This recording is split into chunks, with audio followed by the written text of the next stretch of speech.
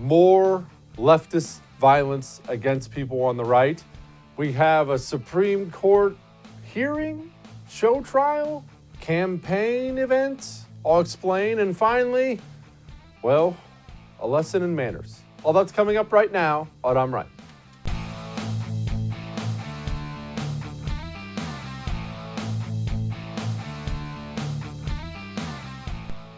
Happy Columbus Day to everybody. Just a heads up, it is not Indigenous Peoples Day. It's Columbus Day. And I say this as a history freak, an American history freak, as somebody who loves the various Indian tribes. The Comanche were always my favorite. Sioux, awesome as well. Highly recommend you look into the Blackfeet because they're, well, sweet. So this is not an anti-Indian, Indian versus Columbus thing. This is Christopher Columbus's holiday. And you can dislike Christopher Columbus for a variety of reasons, but allow me to just say this. I'm not going to go off on a tangent on this. The world is built by people like Christopher Columbus. If you're going to sit and scream about all the various ways he screwed up or flat out did really, really wrong, well, look in the mirror. How you doing? I know how I'm doing. How are you doing? Are you all good? A little bit of both?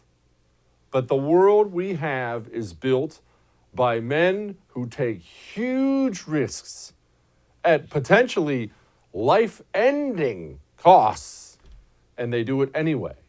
If you're a human being who begs, borrows, and steals for old sailing ships so you can aim them west and sail out into the middle of the ocean, which is frightening today with modern technology, you have my respect now and forever.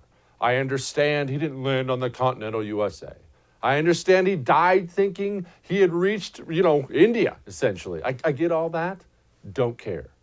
That is next level bravery, and you and I luxuriate in the United States of America because people do brave things. Really, really brave things. And I do find it funny that a bunch of unaccomplished dorks these days sit on their iPhones in their home in the air conditioning with running water, paved roads, top-tier healthcare system, food, endless amounts of food. And I don't like Christopher Columbus. He was a racist. He did something. What have you done? Go do something. Now, moving on from that, told you I wasn't going to stay. See? I'm on a roll today. Denver. We have another shooting in Denver. Another person on the right dead. Now, I am going to get into very few details on this, mainly because, well, we never know what's real anymore. And let me walk you through a brief timeline of what happened, from what we understand so far. There's a fight between the dude who got shot and the dude who did the shooting. I'll show you a brief moment. Don't worry, I'm not going to show you anything violent. Here's the brief moment. Don't touch me, old man. Don't touch me, old man. Don't touch me, man. Don't touch me. Fuck around and find out. Fuck around and find out. Okay.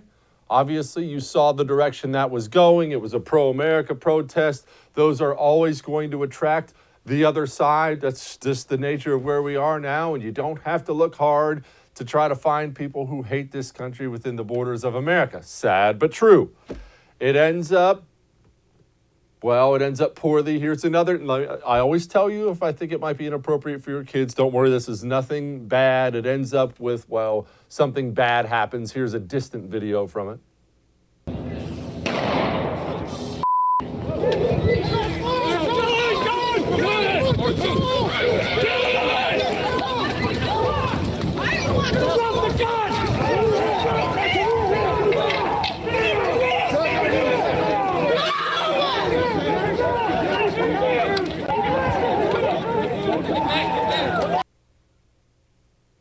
A man is dead. He was spraying bear spray, we know that. The person who did the shooting is in handcuffs. I believe he is up for first-degree murder charges. The reason I'm not going into more details is, one, it's so fresh. Two, again, let me reemphasize this. We got so many mixed stories right after this happened. Immediately after it happened, people were reporting things like the guy who did the shooting is Antifa. And then we heard from various authorities. I mean, we're talking news organizations, Denver's police department. No, he's not Antifa. He's actually a security guard, a real security guard. Not just a security guard, he works for the Pinkerton Detective Agency, who everybody's heard of. And then it comes out, wait, no, he's not worked for Pinkerton, not affiliated with Pinkerton. Pinkerton actually comes out and says, we don't know this dude. This dude doesn't work for us. Essentially, everybody's rolling their eyes right now wondering, well, wait, who is the guy? Well, look, let's just set that aside for a moment. And let's deal with the facts on the ground. And these are the facts on the ground. We don't have a day or two now of leftist violence against people on the right. We have years.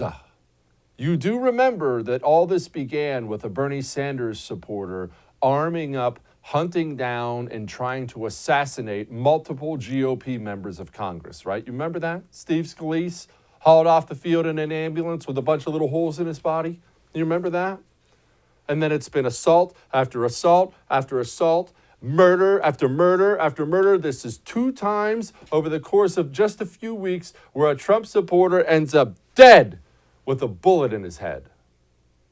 And yet, what do you see everywhere you look now? Every single media station is running reports, running these specials on right-wing violence, white supremacist violence. We have our own moron FBI director, Christopher Wray, testifying before Congress. So, domestic terror is a huge threat, and obviously, white supremacist violence is it's the tip of that. That's the bulk of it, he said. Now, obviously, nobody wants to see white supremacist violence, but when's the last time you saw any?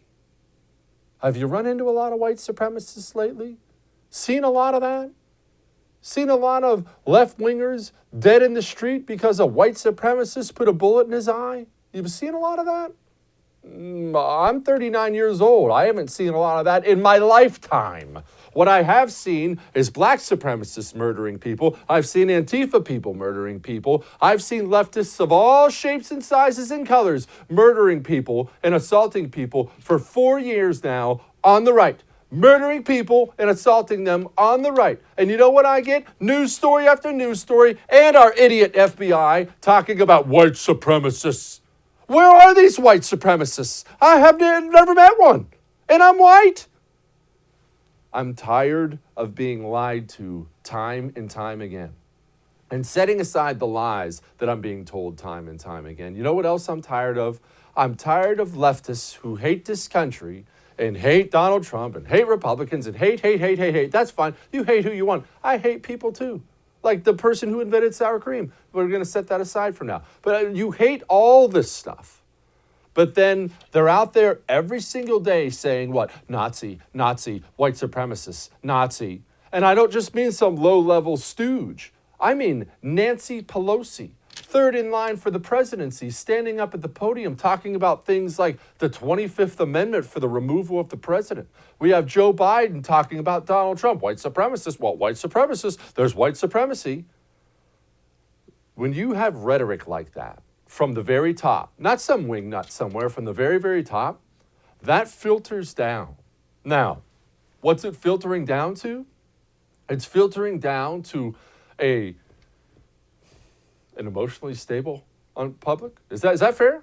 An emotionally unstable public? If you're a rabid left-winger, you've had now 4 years of being told that your entire socialist utopia is under attack, and it's under attack from those Nazis. How weak up here? How much does it take you to break and start hurting people when you think you're fighting Nazis and doing the right thing? This rhetoric has consequences.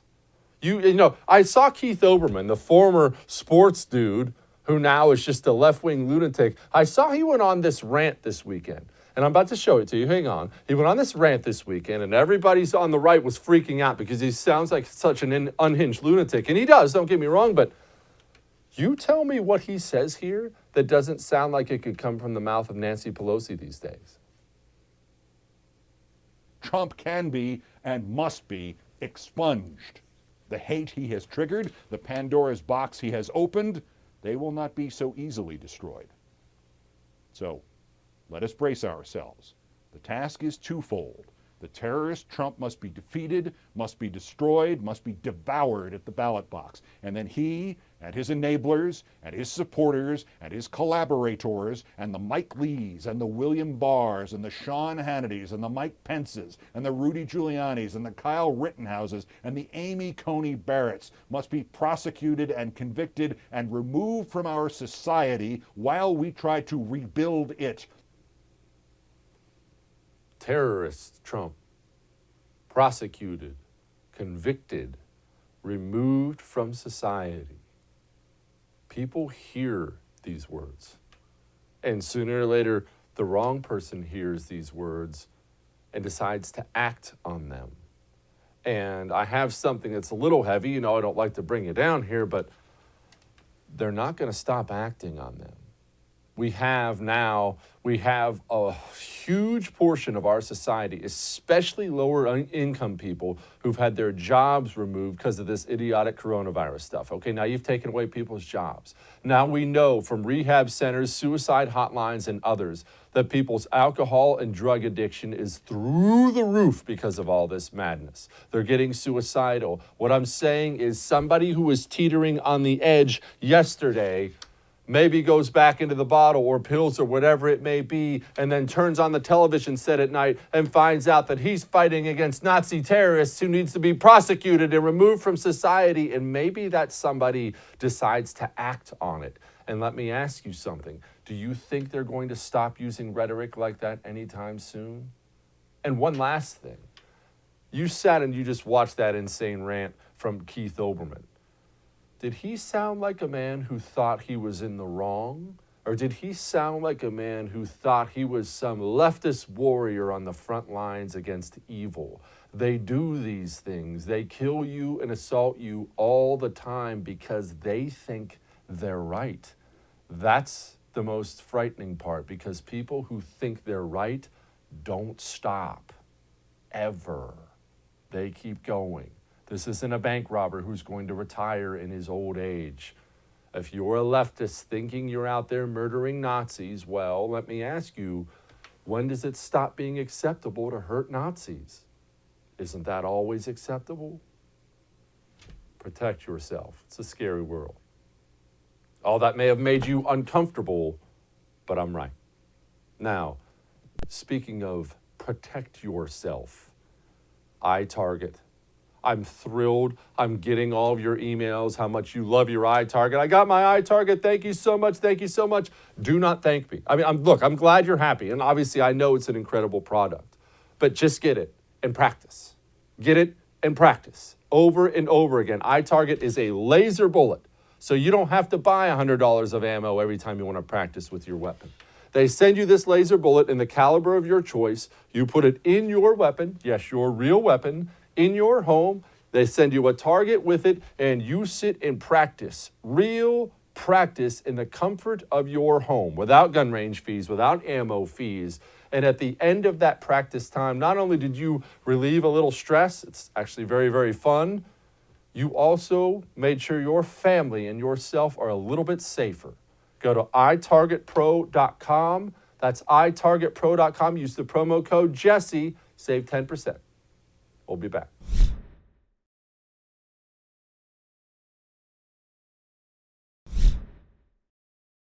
I know what you're thinking. Wow, Jesse, you're the best. This is the best show ever. But why didn't you lead your show with the Amy Coney Barrett hearing? Well, here's why. One, I'm much more concerned about the rise of left-wing violence in this country, a rise that the media has hidden for so long. Now it's ramping up because there's been no self-examination.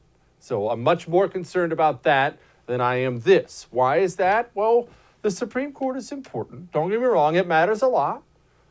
Couple things. One, I actually do think, although I've been cynical about it, I do think Amy Coney Barrett's going to be whisked through. Democrats only have themselves to blame for that. When you turn Brett Kavanaugh into an alcoholic serial rapist, don't look at anybody but yourself the next time a nominee comes up and Republicans just kind of wink, wink, wink, nod, nod, go ahead and go on in. We're not going to allow these psychopaths to destroy your life again. That's one. Two, I'm tired of congressional hearings. And this is why I'm tired of it. I've had years of them now. Years of them. And you've probably had as many or more of watching this congressman say this and this senator say that and blah, blah, blah, blah. I get so much of this and I don't get very much doing that I'm tired of it. I'm tired of the Supreme Court hearing already, and it's been one day of it. I understand exactly what it is now. I understand the game. I get it completely. None of this stuff matters. None of this stuff is actually trying to work things out. None of this stuff is actually even trying to win. Democrats are out there fundraising. Republicans are out there fundraising. All these hearings, every single one of them, even ones I'm interested in and look forward to, they're just gigantic fundraising events. So why would I enjoy that anymore on my dime? And keep that in mind all the time. As you watch these people do these things, you're a political person, so am I. I watched too, guilty as charged. But I have to tell you, I'm watching today, I'm sitting back and watching this, and I'm thinking to myself, that's my money. That's my time. How do your tax checks look? What kind of tax bill you get? Don't divorce that from what you see on television as these people spout off their stupid little speeches on both sides. And then 10 minutes later, all of a sudden you get a fundraising email. Help Senator so-and-so. Help him stop the leftist scourge. Look at what he said in the ACB hearing today. And the Democrats are doing the same thing. Look at Senator Blumenthal, the lion of communism, out there fighting for all of us on the left. And I'm sick of it because I don't see any emotion at all. And I'll tell you where this is coming from. Full disclosure here. I always give you honesty from me on the show. I'm still mad about the AG Barr Durham investigation stuff. And this is why I'm mad. Because I had all the threats in the world from half these senators we're about to cheer on over the next week or so of these hearings. And they're going to give great sound bites. Looking at you, Lindsey Graham, and people like him. And we're going to be like, wow, that was awesome. Look at Lindsey Graham. Look at how he fights for us. All right. Tell me who's in jail for the FBI nonsense. If I sound bitter about it, it's because I am.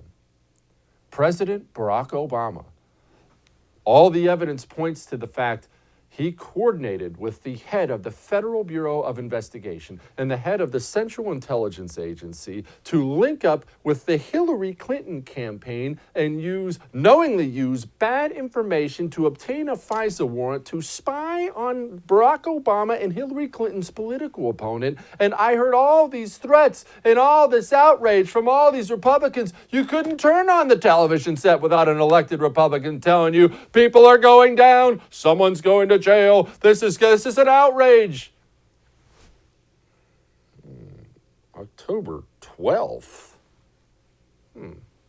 I know you've seen me check my watch before. It still says October 12th. The election's 3 weeks away, give or take. Nobody's going to jail. Nobody. Certainly nobody who made these decisions. So again, I ask you, why should I care about your latest show trial at all? Tell me why I should care. Because last time I cared a lot when all this evidence was laid out and we have all these new revelations about just how bad Barack Obama's FBI and CIA and just how bad Hillary Clinton was and all the things they did to Donald Trump in that election cycle. I haven't seen anybody actually do anything about it. Oh, AG Barr is investigating. Let me tell you something. And this is going to hurt, all right? And believe me, it hurts to say it, but it's important you and I understand this. You can think that America can't be polled accurately right now, and I agree with you. You can say, don't believe any of the polls. I also agree with you there. But in every single national poll, Joe Biden is up and up significantly for the presidency of the United States of America. So let me ask you this. What do you think happens if Joe Biden wins the election, which he's favored to do 3 weeks from now? What do you think happens to that AG Barr investigation into Barack Obama, into James Comey, into John Brennan, Hillary Clinton? It all goes. like dust in the wind, gone. I don't know if I'm looking at an intentional stall job of investigation. I don't know whether I'm just dealing with people who look like they move like a snail wading through molasses. I don't know what exactly is happening here, but I know my eyes and ears tell me I heard and saw a whole lot of threatening aimed at the left for the disastrous crap they pulled in that election, and I haven't seen a whole lot of doing. Who's in handcuffs? Who's in handcuffs? Who's going away to a dark cell for years? And if the answer is nobody, and it sure looks like nobody, then tell me why I should care about all your new Senate trial stuff. Sorry, I'm fresh out of caring. There are a few good ones, though. We do pay homage to them from time to time. Senator CRUZ, he's one of them. I think we're going to have a full and a fair hearing, and it's going to be an opportunity to consider Judge Barrett's qualifications. I hope it doesn't go down the road it went last time. I hope we don't see Senate Democrats turning it into a political circus like they did with Justice Kavanaugh. I hope we don't see the kind of personal smears directed at her family, directed at her faith. I'll tell you, I don't think we're going to see a ton of it. I'm going to show you a few of the highlights from today, but I don't know if we're going to see a ton of that. Like I predicted before, they're going to yell and scream, and they're certainly going to trash her, and yes, they're going to trash up her faith and things like that. There's no question that's what these people do. However, I don't know if their heart's in it anymore. I will tell you in a private moment, not the leftist base, they're insane, but these Democrat senators, I will tell you in a private moment, they know we probably took that a little too far with Kavanaugh. You know what I'm talking about, don't you? You've done that in a fight with your wife or your husband. Moment of anger, said something maybe about your mother-in-law you shouldn't have. Oh. And later on, you don't necessarily want to apologize for it, but you know, man, I'm really going to have to be on my best behavior for a while. That was probably a little too far. I think they know. We probably took that a little too far. Right about the time we were accusing Brett Kavanaugh, who's the biggest square in the history of mankind, of leading a gang rape gang, maybe that was too far. Maybe crossed the line there just a touch. Now, here are some of the highlights today. Blumenthal. Your participation, let me be very blunt, in any case involving Donald Trump's election would immediately do explosive, enduring harm to the court's legitimacy and to your own credibility. You must recuse yourself. Doesn't it seem weird how much Democrats are invested in keeping the Supreme Court out of this next election? I don't want to get off on a tangent here. I'll talk about it later on this week in the show, but just as a side note, they've been talking about this a lot. The Supreme Court's going to get involved in the election. Supreme Court has to stay out of it. Amy Coney Barrett, she has to stay out of it. Well, the Supreme Court doesn't have anything to do with the election unless it gets challenged all the way up to the Supreme Court. Is that something Democrats are planning on? All right.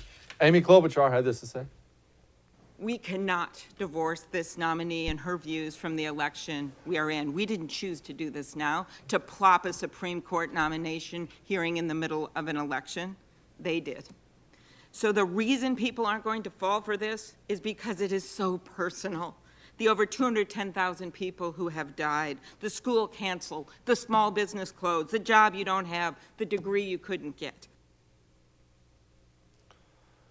These people were so not genuine. If you're wondering what that gigantic poster was of that, I mean, looked like somebody's softball picture or something like that. This is how serious these people are. Democrats brought in a bunch of full-size, I mean, huge pictures of families who could potentially lose their health care if Amy Coney Barrett is nominated for the Supreme Court or is accepted into the Supreme Court. Good grief. Josh Hawley seemed very interested in protecting ACB, to his credit. Judge Barrett is a Catholic. We all know that. She's a devout Catholic. We all know that. She and her husband have chosen to raise their family according to their Catholic beliefs in faithful fellowship with other Catholics. We all know that. Heck, 65 million Americans are Catholics, and many millions more are Christians of other persuasions. Are they to be told that they cannot serve in public office, that they are not welcome in the public sphere unless the members of this committee sign off on their religious beliefs? I, for one, do not want to live in such an America, and the Constitution of the United States flatly prohibits it. Good for Hawley. We Christians of all shapes, sizes, and colors could use probably a lot more defense these days out of our government because we get precious little of it. Good for him. Now, I do have something fascinating for you, and I am very, very fascinated by this. I want you to listen to Joe Biden's newest comments about court packing and such, because I have something we all need to think about. Sir, I've got to ask you about packing the courts, and I know that you said yesterday you aren't going to answer the question until after the election. But this is the number one thing that I've been asked about from viewers in the past couple of days. Well, you've been asked by the viewers who are probably Republicans who don't want me continuing to talk about what they're doing to the court right now. Well, sir, don't the voters deserve to know where you stand? No, they don't. I'm not going to play his game. Here's what's weird about the court packing thing, and this is odd. We know this. Look, they've pulled this 10,000 times, including recently. The public, believe it or not, both sides, the public is dead set against the next president of any party packing the court, adding a bunch of Supreme Court justices on there and just tearing up the court. That's something the public does not like. The public in general doesn't respond to anything radical, left or right. It's probably a good thing in the end, but the public hates this. As a politician running for office, Democrat or Republican, you are pretty much never given something that is easy. You know, even stuff that you or I may feel strongly about. Abortion, great example. I am extremely passionately anti-abortion. I would come out like that on the campaign trail and did when I ran for Congress. However, I was told, okay, half the people hate it and probably hate you now. That's how almost every issue is as a politician. You're never handed a softball. Jesse, do you believe we should save injured puppies or not? You're never handed things like that. Joe Biden has been handed the easiest political question of all time as far as him being able to give an answer that will help him into the White House. The public feels really strongly one way about this. Joe Biden is running to be president of the United States. If he answers that he is against packing the court and won't do it, he improves his chances to be president. That is a fact. And he won't do it. So, how scared is Joe Biden of the leftist radical base? Really scared.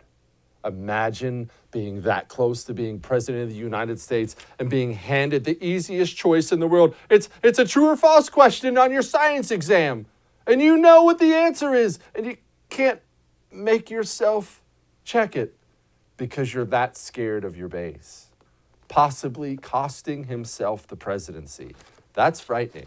One, it shows that Joe Biden is a spineless weakling. Two, it shows just how powerful the leftist base has become. Extremely. Trump responds. I think it was a terrible thing to say. I think it's so disrespectful to the people.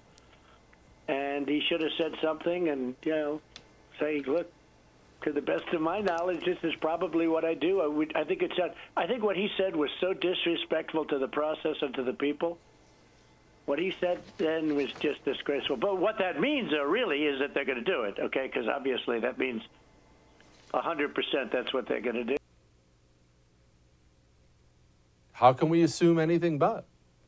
If you won't answer it the simplest way, how can I do anything but assume you're going to take the stance you shouldn't take?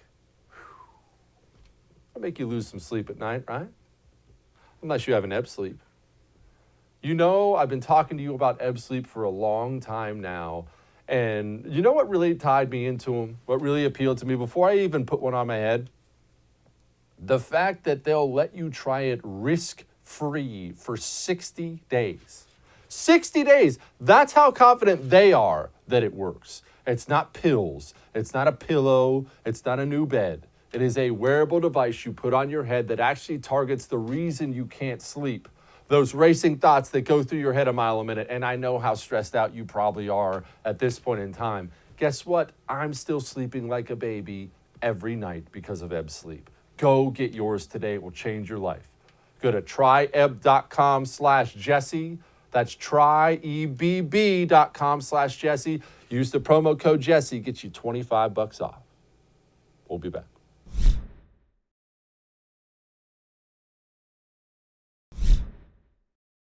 Joining me now, as he does often and always will, Lord willing, Joseph Pinion III. I'm not even going to read his long title because we all know, as I've said, the man should be running the RNC.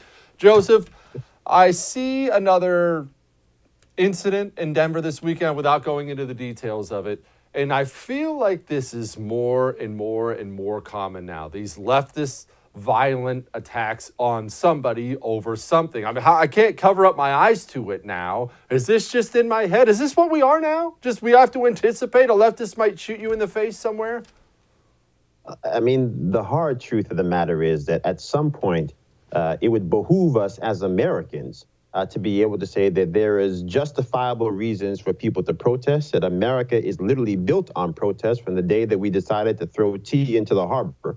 But at the same time, murder is not protest, that assault is not protest. And that when people literally decide to take matters into their own hands, this type of vigilante justice, just because it happens to be in the name of leftist ideals, does not make it acceptable behavior here in the land of the home of the free and the brave. And so I think that that should be the focus right now, to get people to understand that we as conservatives are not talking about people's right to assemble. We're not talking about people's right to air their grievances. What we're talking about are people who have no respect for the law and no respect for the values upon which this nation was founded. Isn't this inevitable, Joseph? When you have, I mean, honestly, when you have a bunch of people, especially this radical leftist space, they're not doing well mentally anyway. That's just, we've seen these people on TV. And then you have the most powerful figures in the leftist movement, Joe Biden, Nancy Pelosi, and otherwise, every day out there, Nazi, white supremacist, he's a white supremacist, take a look at that Nazi. Inevitably, somebody mentally is going to break and start doing something about those Nazis. I mean, it's inevitable. Well, you have to start wondering, the same people who say that President Trump is stoking divisions spend 24 hours a day, 7 days a week, stoking division. And so I think for whatever you want to say about the president, at some point we just have to say that if your position is that we have to restore civility to the public square, then how are you modeling that behavior? When Martin Luther King says, we cannot, you have to, darkness can't drive out darkness, only light can do that. We have to actually be a society that embraces that type of thinking, that embraces this notion that we have to always be appealing to our better angels. And you can't do that by basically modeling the type of behavior you seek to drive out of society. Joseph, switching gears here, the Senate hearing. I got to be honest, man, I couldn't care less anymore. I'm so tired of senators going off on camera 10, 15 minutes at a time and then never doing anything. And we heard this about all the subpoenas that were coming, and James Comey and John Brennan and Clapper's going to jail and all these things, and nothing ever happens. So tell me why I should care on either side, whether a Democrat or Republicans, going to give another 15-minute fundraising speech and act like it's about ACB. Look, this is not about ACB. This is about Democrats trying to hang health care like a bell around the neck of every senator who's on the ballot in approaching less than 20 days here.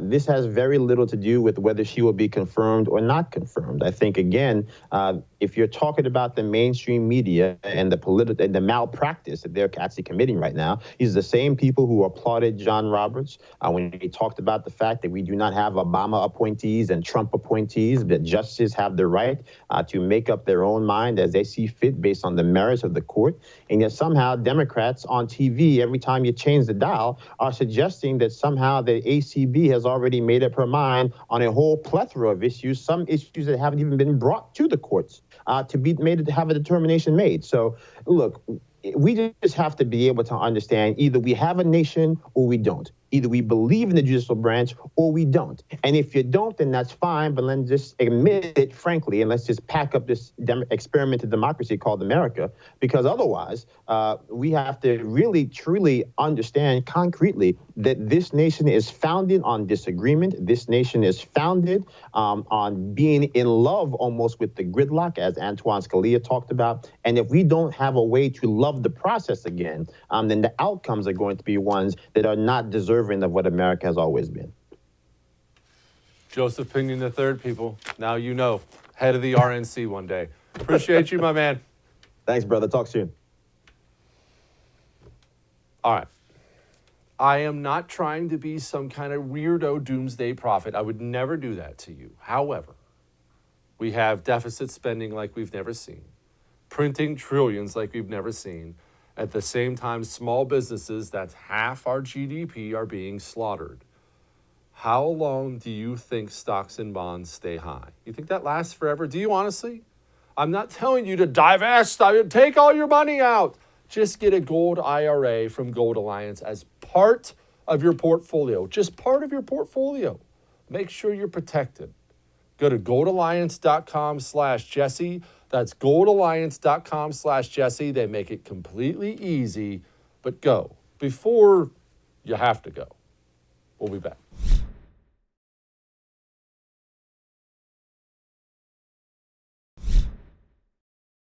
Joining me now from BreitBart.com. I'm sure you read the Cartel Chronicles. If you don't, you should. It reads like a real-life Sicario all the time. Brandon Darby, the man knows more about the border than anybody I've ever talked to in my life. Brandon, why don't we hear about it anymore? I realize everything comes in cycles and there's an election coming up. I am certainly not under the impression that the border is just one gigantic Disney theme park now. What's happening? Well, it's not a theme park. It's actually, some areas are much safer. Some areas are much more secure. And other areas are much more dangerous. And especially south of our border, it's much more dangerous. And the situation for the migrants who come here is much more dangerous in Mexico. What's happening is that Democrats have moved on and are not talking about it any longer. For several months, we had nonstop attacks when they thought that they could use it against Trump. And when they realized that many of the attacks that they were lobbying against Trump were actually things that were initiated or continued from the previous administration, Democrats dropped it. I'd like to remind you that not very long ago, they were tweeting and saying that the ICE agents were literal Nazis and that ICE detention facilities were literal concentration camps on the border. It was replete with AOC going down and crying at the fence with all of these congressional leaders. And then all of a sudden they just dropped it, which is the craziest thing, because if I sincerely thought that my government was running actual concentration camps and I publicly attacked that, I can't imagine that 30 days later I would drop the issue and then just never bring it up again. It's the craziest thing, and what it indicates is that they weren't very serious or sincere with their criticisms of ICE or of immigration facilities. Why are things more dangerous down in Mexico? And more dangerous than what are we talking about? More dangerous than they were under Obama? More dangerous than 50 years? And if they are, why? Well, I think things are back to levels that we saw in 2006. 2007 and from that period, for roughly until the early teens of the 2000s, things are dangerous because cartels are empowered. Cartels feel very empowered right now. They're fighting each other.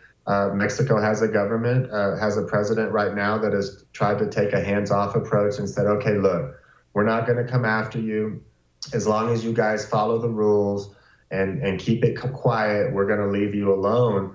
And that hasn't worked out very well. It's like doing that to ISIS or doing that to Hezbollah and saying, okay, we're just going to leave you alone. We're going to overlook it when you lob a couple rockets, but it's all good. You guys figure it out and calm down. And that hasn't worked. So that's why you see Mexico's public security secretary step down. Someone else is taking his place. It's because it's not working.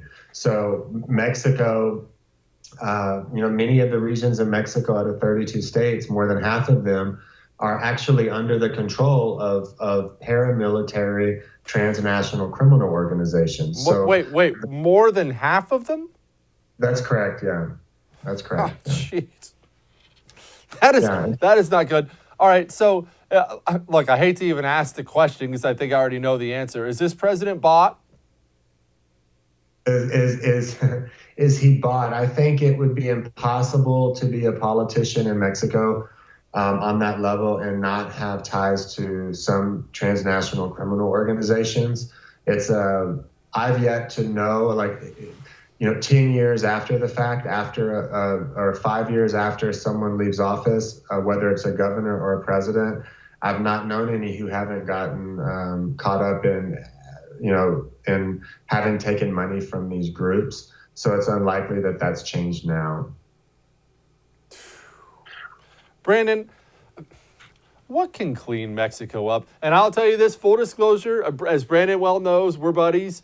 For the viewer, I love Mexico. It's one of my favorite places in the world. I love the people. I love the food. I love the beer. I love the beaches. I just think it's an awesome place. I actually think it's a cool culture and a cool heritage, and the place just sucks. How do you fix it?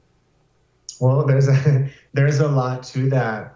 It kind of has to be a mix of things. Like it is true that we need to find ways for there to be, a better economic situation for different groups in Mexico. But it's also true that we need to go after certain cartels, and we need to go after them ruthlessly, and we need to make sure they're either incarcerated or killed. Some of these leaders and some of what they're doing. So there's the problem is there tends to be people who want to go after Mexican cartels and they want to crush everyone, right? And that there's legitimacy to that. But then the other problem is the other side wants to go in and just try to create jobs for everyone. And there's legitimacy to that. But really what we need is a mix of those two approaches. There's a lot of stuff that's necessary. A lot of people tell me, they say, well, you're so worried about Mexico. Why don't you worry about us? And I'm like, well, I am worried about us. And I've learned that the way to make sure that we're okay is to make sure our neighbor's okay. We can build walls. We can go to war with cartels. We can use all types of advanced techniques and technologies to monitor cartels and get them. But the basic bottom line is things like building a wall, building a barrier. These are important parts of a multi-tiered solution.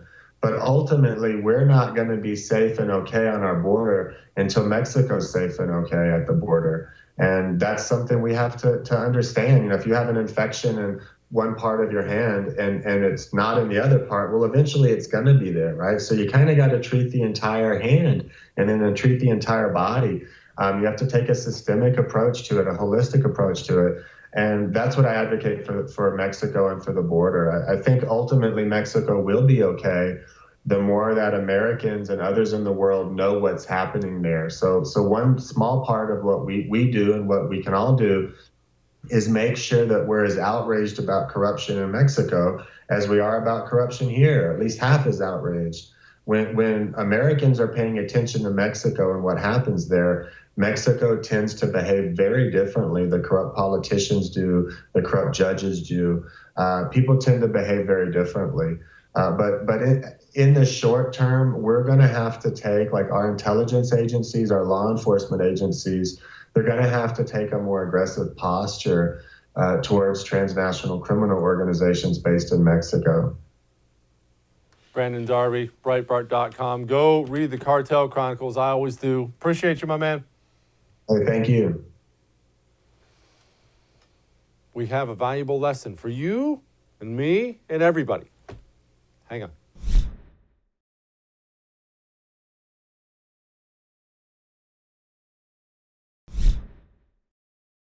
All right, it's time to talk about manners briefly. First of all, I want you to enjoy this video. Don't worry, it's pretty quick. I'm going to play it for you a second time after I say something. Look at this video because we have to have a brief discussion on it.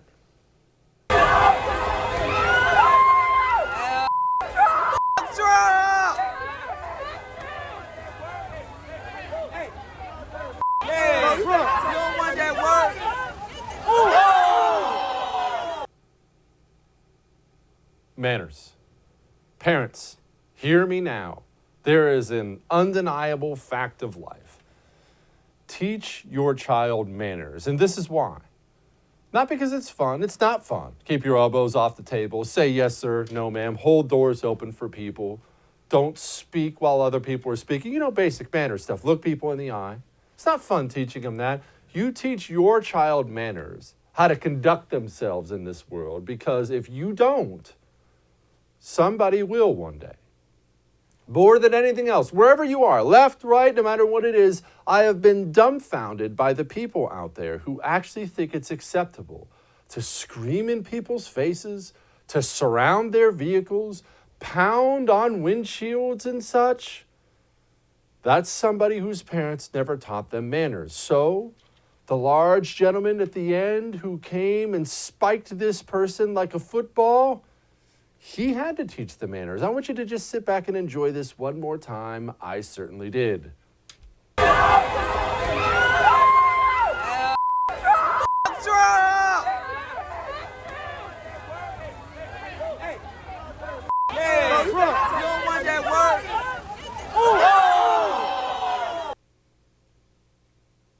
Believe what you want to believe.